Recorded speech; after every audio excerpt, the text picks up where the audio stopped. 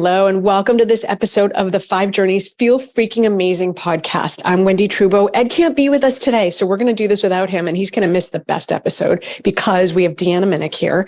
And you all know she's been on the podcast before. I love her to pieces. She's super smart. So MS, PhD, CNS, certified functional medicine practitioner. She's a nutrition scientist, international lecturer, educator, author, and has over 20 years of experience in academia and the tool in the food and dietary supplement industries.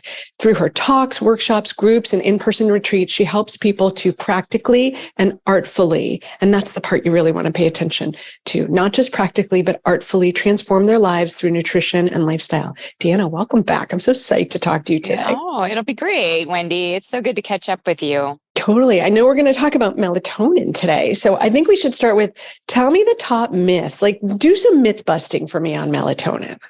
Okay. There are many circulating, and the biggest one is melatonin is a hormone, so it should never be taken as a dietary supplement. That if you take it, it is dangerous. So let's just talk about that because, first of all, what is melatonin? Melatonin is a compound that's found widely throughout nature. It's found in plants. It's found in animals. It's found in our own human bodies, and our bodies can make melatonin. And it is true that melatonin can act as a hormone. So the pineal gland produces melatonin at the peak of darkness. So there is that. We do know that melatonin is acting as a hormone. However, melatonin has a lot of other functions that people aren't so aware of. For example, it's anti-inflammatory. It is an antioxidant. It's very potent when it comes to its free radical scavenging activity. So that's why you and I were talking a bit about COVID before we jumped on, and that's why people have started to bring it into protocols for immune health. So it has a lot of other functions. It's like saying, well, vitamin D is a hormone, so we shouldn't take it. It's dangerous. I draw that as a parallel because we now know that vitamin D is very, very hormone-like in its action. And in fact, we published a paper back in September of 2022 in which we likened vitamin D to melatonin and said that basically that melatonin is like the next vitamin D because of many similar actions. Well, I was reading a study that looked at athletes who took melatonin during the day and that it improved their athletic performance and their focus and their ability to run plays. And it's so funny because, we were talking about COVID because I just got over COVID for the 3rd time. And part of my recovery regimen was I took high dose melatonin. And I'm still taking it actually, taking almost 20 milligrams at night and about 6 during the day. And I have found it to be helpful at resetting brain function and helping me get back on track, which has been valuable because I don't like to have any downtime. So how did it come to be this thing about it's just a darkness hormone? Well, I think because it was first isolated from the pineal gland of animals, and this is back in the late 50s. So then there was a connection to the pineal gland circadian rhythm and then enter in sleep. And in fact, if we look at the data on sleep and melatonin, I would say that that's some of the weaker research.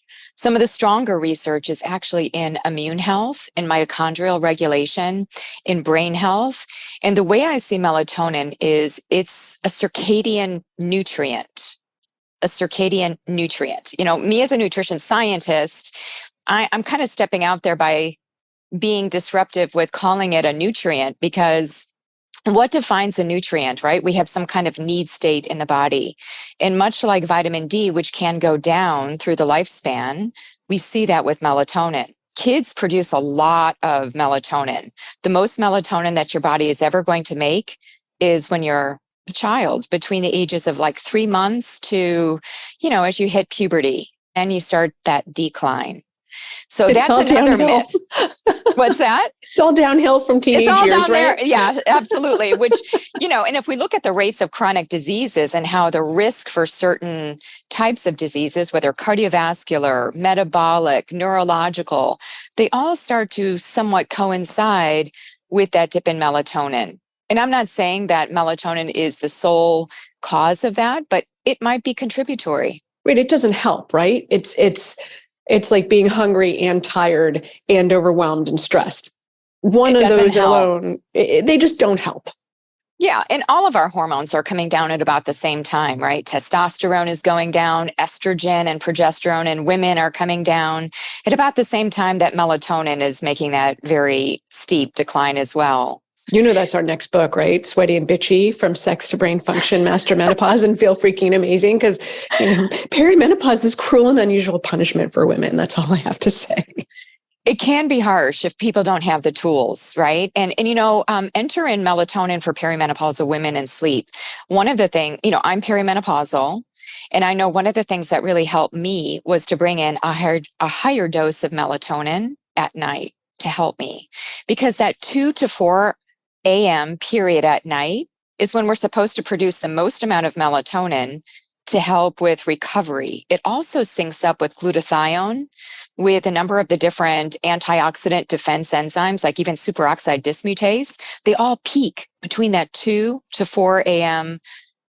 time window. So that's when we're waking up, right? If we have perimenopausal issues. So we're not recovering. And that's when women go into labor. When you look at other parts of the life cycle, women go into labor between 2 and 4 in the morning because your catecholamines are surging, getting ready for the day. So it's an interesting layer. And that's also around when you're going to be hypoglycemic. If you've eaten your last meal 8 hours before and your liver is like, whoa, I have no glucose. Let's release our store. So there's a lot going on then, actually.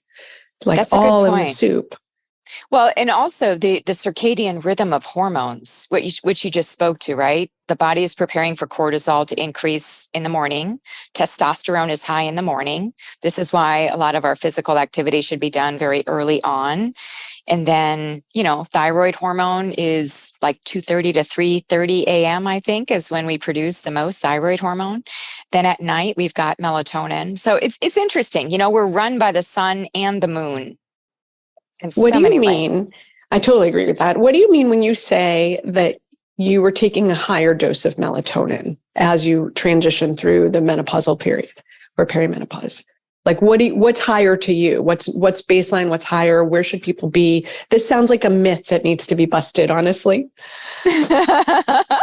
Well, this is a myth on the other side of the coin where people are taking extremely high doses of melatonin, and there isn't a lot of science around that. Right? So if I just base a clinical protocol or a dosing regimen on the published science, what we see from the early work of Dr. Richard Wortman and others is that a low physiologic dose of melatonin, which would coincide with replenishment of levels, which we see that dip in our 5th and 6th decades, in order to get those levels back, we're looking at about 0.3 milligrams. Total dose? Not like per mgs per kg, just literally 0.3 milligrams? 0.3 milligrams. In fact, I was talking with a friend of mine who's a health practitioner, and she had listened to me talk about melatonin, and then she tried Herbatonin, which is one of the products, which is plant melatonin at 0.3. And she did not think that she would see a result of that. And she was so surprised. She's like, okay, maybe less is more. So I think funny. Like I was thinking back, I got my mercury fillings taken out last year and I felt better. And then I was like, oh, it's just a placebo effect. But my recovery on my Whoop went up noticeably after I got my fillings out. And I was like, you can't fool the Whoop. It's not like I can have different heart rate variability because of so it's really interesting when someone who's skeptical that it actually makes a difference. So you're talking tiny doses. Relatively tiny, but that's a studied dose. I mean, that goes back to the early 2000s where, they were using like physiologic doses and they were using supraphysiologic doses. And they did find much more of a benefit with these lower doses for things like helping with sleep and other things. So, but for some people, let's talk about the personalized nuance as well, because what most people don't realize is that melatonin is metabolized much like caffeine is. So when we take in caffeine, you know how some people do really well with coffee and they have no issue? I'm one of those people, by the way. I metabolize. You're not it. I don't do well. It makes me crazy while I sleep. I'm like, but sleeping. Okay, so you're a slower metabolizer Yes. of caffeine, right? Yeah. Yeah. So you might be somebody who needs less melatonin because it's going through that same pathway, which is cytochrome 1A2. For me, as a fast metabolizer, I might need a little bit more because my body just works very quick on the level of that particular enzyme. So I found when I started having vasomotor symptoms at night, when I started having night sweats and hot flashes and sleep disruption, I was like, I have to go up in my melatonin. I cannot just take the 0.3 anymore. That's nice just for filling the potholes, so to speak. But now I need, like, my potholes are deeper. So I need You have no pavement. I have no pavement in certain areas. So I began taking 3 milligrams BID. And so just taking it at night. So I was taking a higher dose, and that suited me better for helping me to patch over a lot of, sometimes it's not even sleep disruption. It's about inflammation that we have when we're sleeping that causes us to wake. And Like I think what? that melatonin, Like what causes because let's think of the glymphatic fluid, right? The glymphatic fluid is now a newer, now it's more of it's a concept that has rooted into sleep medicine as well as even brain health.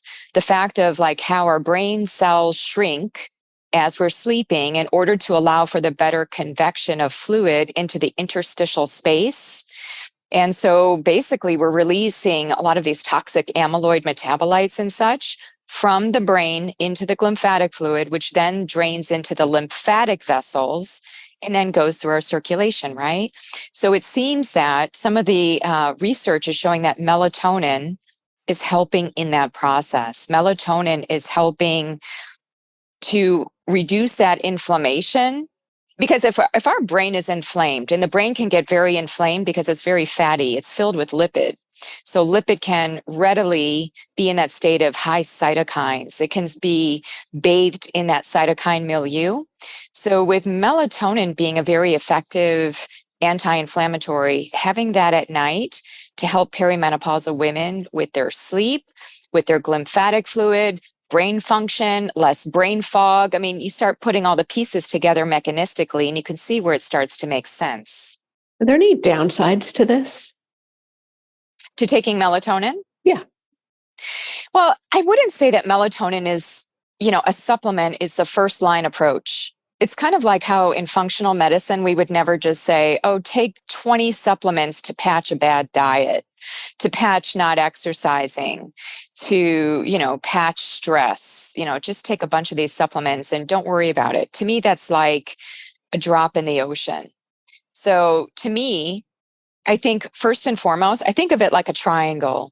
How do we actually, what's at the base of the triangle? And I think, you and I really resonate on the environmental aspects of health and healing, right? So like, what is in our environment? What's toxic? What do we avoid? What do we remove? Let's look at our mattress. Let's look at our everyday. Do we live in a moldy house? You and I were talking about Lyme, just viral load. How do we bring that down? And how do we do that through lifestyle? And one of the things that I think we have, Wendy, is we have darkness deficiency. And this is something that can be easily corrected. So during the day, we are in artificial light. You and I are both bathed by our ring lights, right? We're surrounded by this light, which is a different light than we have than outdoor natural light. Like right before this, I was exercising. I go outside and I do my 45-minute walk. I get natural light, even though it's cloudy here in the Seattle area. You're still getting full spectrum light. But indoors, you're only getting a certain wavelength of light, right? So there's that one. We have a sunlight deficiency, right? That's why vitamin D is so problematic. Secondly, at night, now we continue to be bathed in this very unnatural blue enriched light instead of transitioning to red light. And this is problematic. This is why the pineal gland is not getting the signal through the retina to start to make melatonin with the dimming of the natural light, which will then allow us to move into that very healthy circadian rhythm pattern, which coincides with sleep. So we have a darkness deficiency. We have too much light. So before a melatonin supplement, let's correct the darkness deficiency, right? Let's stop with the lights at night. I mean, I've actually taken this to heart because I'm very much a walk the talk kind of person. And I feel like, how do I teach it if I'm not doing it? So I try to get outside in the morning, having that first exposure to bright morning light. And at night, I must say, I'm used to working 14-hour days into the night, being on my computer. This is so unhealthy. This is so unhealthy. So I have shortened my day. And if I have to be on the computer, I am literally doing two things. One is I'm dimming the screen. Number two, I am wearing blue light blocking glasses.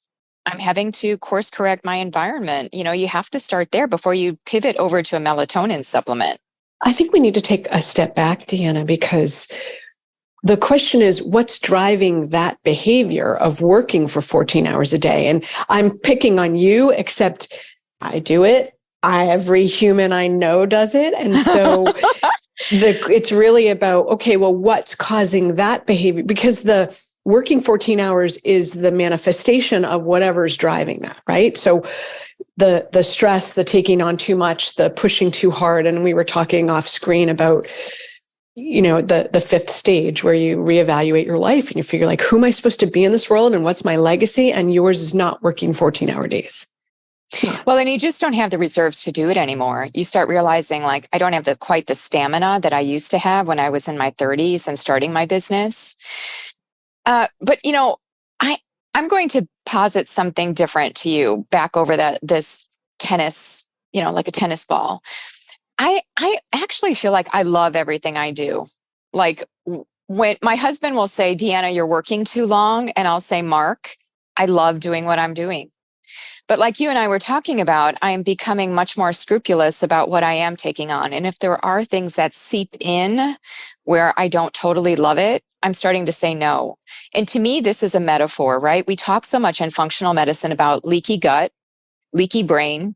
There's even talk about leaky mitochondria. And I think that this is symbolic of a leaky life where we say yes to everything. And like you're begging the question of like, how did we get here? What's behind the overwork? It's leakiness. It's a leaky life. It is taking on too much without the reserves, without the fortification, without the support. You and I were talking about people that support us and how we work, just within a larger community. I mean, it's all in it. I often like to look at things symbolically to make sense of it at a macro level to help me understand, like, how do I help myself to do better? Because when we know better, we do better.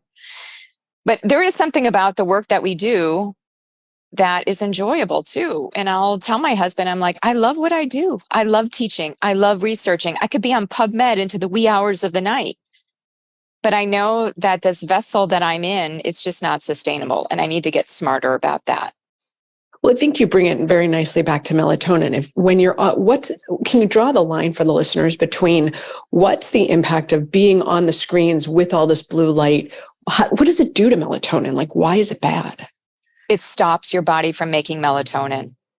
We rely, and that's why people are starting to do melatonin supplements because, I have to say, even my mother, who is very healthy, she watches television into the night.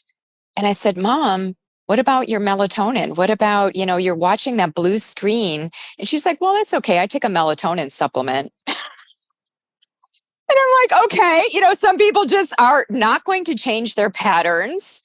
So yes, you're going to need to get melatonin in some way to have a cohesive, healthy circadian rhythm.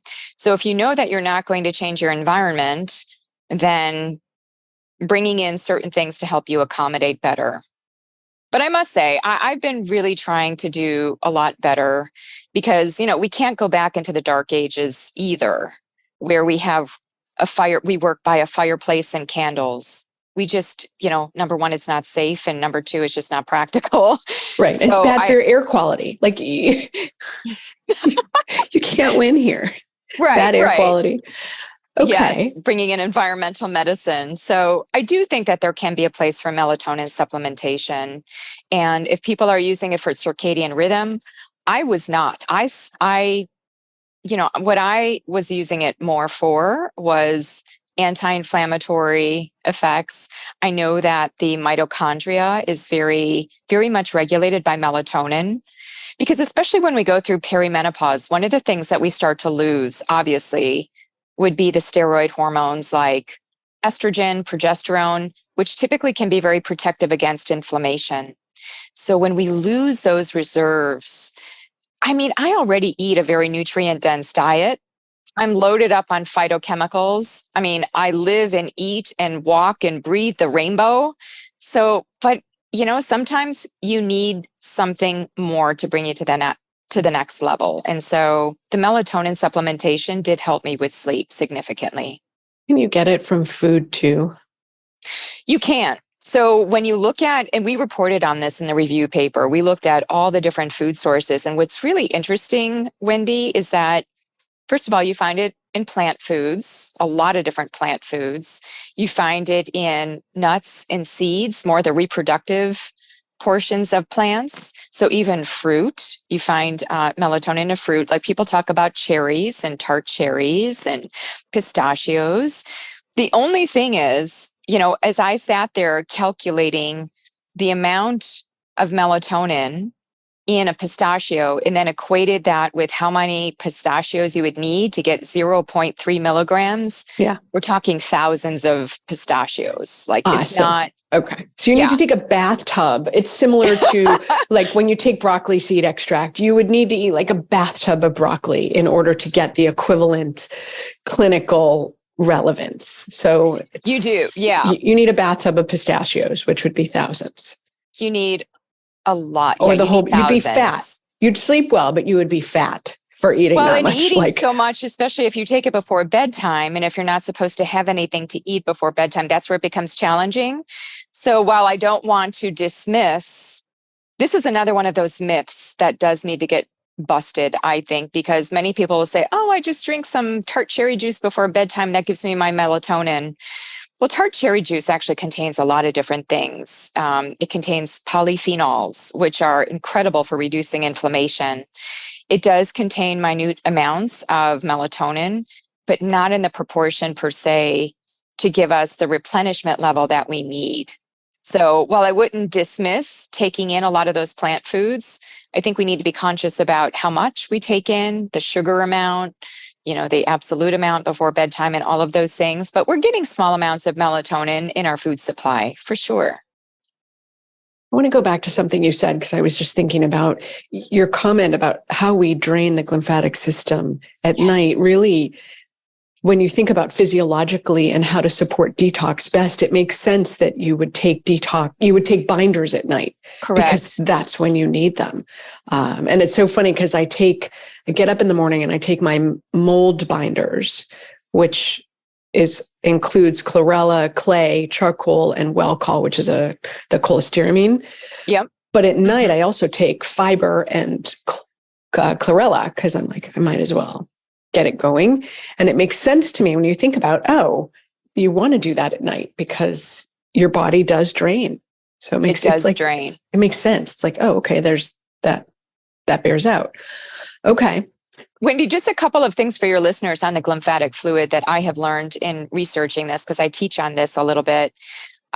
First of all, reducing inflammation in the body is key for helping the lymphatic fluid. Once the brain has some degree of inflammation, it constricts the tubules, right? That enable things to get into the lymphatic fluid and then into the lymph.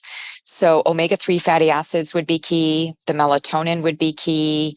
Thinking about what you take at night would be of utmost importance. And also there's a little hack here. There was an article talking about the position in which you sleep being able to help a little bit more with the lymphatic fluid drainage. So the right lateral position seems to be preferred more than supine. So, you're seeing me opposite, but, right side. And, in traditional medicine, sometimes that coincides with, filling the liver, if we're thinking of detox, like enriching the liver more with circulation to enable things to move. But yeah, at night, it's an active period for us, even though we're kind of dormant. from a mental or at least a body perspective, a lot's happening on the detox front. And that's why I think melatonin is important at night, because it is helping in that detoxification. So how do you know if you have enough or too much? Well, there are laboratory testing methods. So a lot of the labs that are in our space have urinary and salivary melatonin. I'm a little bit on the fence about those methods, honestly, because if you start to look under the hood of what you're measuring, there can be a lot of things that can interfere with the melatonin. And what you're measuring in the urine is essentially a metabolite. You're measuring that. So imagine that you had some exposure to light. You're going to be changing your melatonin. So I think, and what I have, and I can provide it for your listeners as well, is we put together, so I work on a team of people and, essentially putting together a list of all of the many signs of insufficient melatonin and what that could look like. Now you're mentioning melatonin toxicity. I hadn't thought about that because I think more often than not, you tend to see deficient or insufficient levels. I mean, I've never seen toxicity. I've just never seen someone who ever got up to that level, especially as it's water-based. You're going to pee out what you don't need, right? If it's a hormone, it's not water-based, but it's actually unique. It's amphiphilic. It's water and fat soluble, so that it gets into the brain, it gets into the blood. So you are actually, it can flip to both sides. It's called amphiphilic. So it exhibits both characteristics. So with your melatonin, just having a little bit of fat might actually be worthwhile, but not completely necessary. So how do people find the sweet spot for themselves? I mean, if you'll thank you for offering to include that survey, and we'll put that in the show notes for people. How would someone, I mean, certainly perimenopause, but there's a lot of people who aren't perimenopausal or menopausal. So if you're not in that bookend time, how would you know if you're taking too much? Like, can you suppress your melatonin by taking melatonin? This, I think, is a myth. That's another myth. That was one of the myths that I wanted to talk about, because one of the things that gets circulated is, if you take melatonin, you're just going to stop your body from making melatonin. And there have actually been prospective studies, about 4 of them, that have set out to answer that question of whether or not your body does stop. And they do not find a cessation of melatonin production by the body when you take even higher levels of melatonin. Now, what I do want to make a statement, a myth on the other side, about extensive long-term use at high levels. We don't have enough data. So when we start to think about more than 3 milligrams long-term, there just isn't data. And I know that some practitioners out there in the space, they're taking double digits of melatonin without having the data, but that is not supported by science. I'm just wanting to also look in that direction as well. And another thing, Wendy, that I don't advocate, this is another myth, that children need melatonin. When I see all of these melatonin gummies that are created for kids, and kids are on their devices late into the night, they're in their beds, they're looking on their phone, they're on their iPads. I mean, we need to start with lifestyle when it comes to children. I don't think it's appropriate to have long-term high-dose melatonin, nor bringing in melatonin to children. But I do think it's appropriate to have lower dose amounts of melatonin throughout the life cycle as they start to naturally decline. We do not reduce endogenous production, is what the studies would show. This is fascinating to me, right? Especially coming on the heels of COVID and amping up my melatonin as a result. So interesting. What have I not asked you that I should be asking you about melatonin? I know what you can ask, because you and I, again, are keyed into toxicity. And one of the things that I learned from writing this review paper in the Nutrients Journal in 2022 was that 99% of the melatonin supplements on the market are synthetic.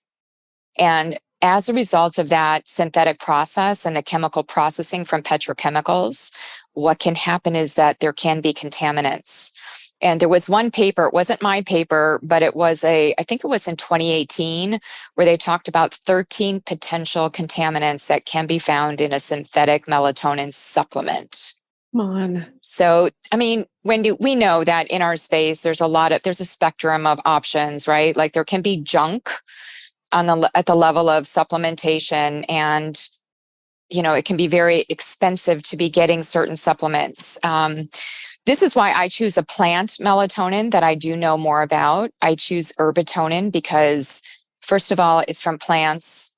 It has nothing other than the whole plant matrix. So it's not even an extract. I just have I've worked in the dietary supplement industry for years. I've worked at a variety of different companies, and at one company for like 10 years. So I got to know the dietary supplement industry quite well, looking at quality control measures. There was also a study, I think it was published by Canadian researchers, in which they looked at 31 different supplements, just off the shelf of melatonin. And they found that it did not meet label claim. Either it was like up to close to 20% less, or up to over 400% more of what was on label claim. So there can be some sketchy supplements out there. You just have to know your source. Right. Which is why, oftentimes when people ask me, Deanna, where do I buy supplements? You have to go with a CGMP, third party, ask the hard questions, know your manufacturer of supplements, because once you have a good one, then they should be testing for heavy metals. They should be looking at things like, is it organic? Is it, one of the other myths out there is that plant-based is healthy. Plant-based could mean derived from a corn source, and then it goes through chemical processing, right? It could still be chemically synthesized if it's plant-based. So I want the listeners to know that, because they need to know the questions to ask, because if you don't know how to frame up questions to manufacturers. So I have been working actually with a melatonin manufacturer by the name of Symphony Natural Health. And I have been learning much more about melatonin production and how does that work? How does it get derived from plants? What are safe sources? So I have become a little bit of an insider in the industry, I must say. And I do want the word to get out, because if we look at what we see, it's like fish oil. My PhD was on omega-3s and omega-6s, essential fatty acids. You could have the most, you can have great benefit from fish oil, but only if it's a good, reputable, high quality, low toxic residue source. And, it would be a shame for people to be paying good money for supplements that are contaminated, or they just don't know the questions to ask. Right. Yeah, 100%. And I think that's particularly important when you're talking about fish oil, because it often has mercury because it comes from fish. Yep. So, and it's molecularly distilled. It goes through a number of processes, so not all those processes are in high integrity, but there are companies that are doing it well. And we have to think about sustainability of the sources as in addition to toxicity. Yeah, definitely. Not overfishing and protecting the environment. I have a question for you, Deanna. Do you know of any studies that are going on looking at mercury levels on the West Coast after all those wildfires released mercury into the air and water and land? Just out of curiosity. I don't mean to put you on the spot. I'm just more curious. I'm not aware of studies, but what I have even more concern about is Fukushima and having much of the radiation within the air, water, being transferred into food supply, and then also being hit on the West Coast. Quite honestly, Wendy, as you and I both know, there's no safe planet anymore. There's no country that is pure. I thought that when I went to Iceland, and I thought, well, maybe this is a country where you find absolute purity because they're so removed from everything else. But you find microplastics in Siberia, where it's not even populated. So yes, I think that there are lots of things to think about on the West Coast where I live. There's mercury, there's arsenic, which is high in this area, which coincides with increased risk for cancers. So I do think about that. I think about microplastics, which are pervasive and invisible. And, it's like every day I see another article on microplastics. So, and I recently just wrote an article. So I'm writing for Holistic Primary Care, which is it's an outlet for practitioners. And I was writing on hydration and the toxicity of water and how we're really looking at salt in a different way. And even salt can be contaminated with microplastics. So we have to ask, we just have to ask, people have to ask who they're getting their salt from. Did you test for microplastics? Because that's part of the earth. It's part of what can be contaminated. I don't even think, this sounds like a business idea, right? To certify that companies are testing the purity of their products. It just like there's PFAS in period products and in tampons and pads. Right. You think about who's certifying this. It wouldn't even occur to me to think that my salt is contaminated. Yes. It's just NaCl, right?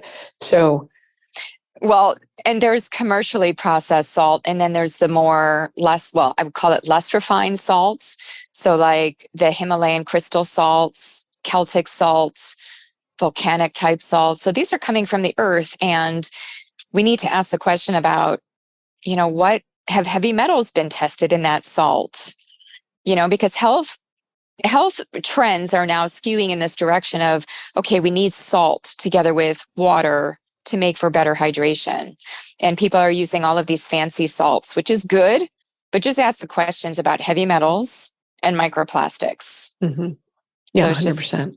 I know we're skewing from melatonin here, but it's just another thing that I've been thinking about lately is the purity and toxicity of our water supply and how that drives down minerals. And minerals, as we know, compete with toxic metals. So we're reducing minerals in our water because it's purified, and then our salts are becoming contaminated. So anyway, I don't want to leave listeners on a message that sounds kind of downer and dire. I think that there's hope. And I really think it gets back to lifestyle, Wendy. How do we live our lives? How do we control inflammation in our minds? How do we create the space? I recently published on social media this whole thing on pauses. How we have menopause, we have perimenopause, we have andropause, we have adrenal pause. And I was on a different podcast, and the interviewer, Dr. Dickon Weatherby, he said, well, what about melatonopause? We've got all these pauses. So during the time of pauses, which can translate into having less vitality, how can we use that pause as a divining rod to reestablish a new baseline, to get different levels of nutrients, and even some of these which are called hormones, but actually flex to being a nutrient? Maybe we have to recalibrate. We need to recalibrate our hormones. We need to recalibrate our environment and, just kind of shake things up a bit, because our biochemistry is being shaken up by the environment as well as just getting older. I feel like first and foremost, we need to recalibrate our behavior and then recalibrate all the things we're taking, right? Because if you get off the screens at night and you wear blue light blocking glasses and you turn the light down, make it redder versus bluer, that right there is an improvement for you. It's huge. Yeah. It's huge. And you have control over that. I think that the thing I'm always interested in is people understand they have agency and control over how things go, because they do. Yeah. They do. Although I remember in the clinic about 5 years ago, there was a woman that came in with multiple presentations of autoimmune conditions. She had 11 children at home. She homeschooled. She couldn't find, 1 minute of alone time. I think some people are strapped for time. They're strapped for, there's time as a general concept, and then there's alone time. And she was starting to go into perimenopause. Can you imagine like having just lower reserves and then entering into that? So I think we all have our unique challenges, and taking it one step at a time, like you're mentioning, like go after your lifestyle first. That tends to be free and accessible. Change your lighting. Reduce your chances of darkness deficiency, reduce your chances of sunlight deficiency. Like even this morning, I had a call. I had a group Zoom call that I had to be on. And I was like, I need to integrate my lifestyle with that. So I put on my headphones and I took my neighborhood walk at the same time as that Zoom, because I'm like, I have to integrate. If I keep everything separated out, then it becomes stressful because I can't fit everything all in a day. So how do we integrate? How do we bring in things where we can do two things at once to help give us some energy? Yeah, I think that's great. And also I think what's so important for women to hear is like, you do have to move your body, and it's okay to be sweaty in a meeting. And it's like, it's okay not to be perfect. You don't have to be perfect. You have to be in the game. Like just stay in the game. I had a baseball hat on. I had a Red Sox hat on. Go Boston. I thought you might like that. I had my baseball hat on. I had my hair in a ponytail. In this day and age, we have to care for self first, and then we undo leaky life. Well, that's the start to undoing leaky life, Deanna, right? Because just setting that boundary of, okay, I actually booked exercise into my calendar because otherwise my calendar got booked. And then I was like, I need to move. I need to move my body. So I booked it. Yes. And to be fully present, there are times that I'm doing a moving meeting, but then there are times that, your mind has to accompany that movement as well. My dad, who's not all that healthy, but he does move. And he says his tagline is, when you stop moving, you start dying.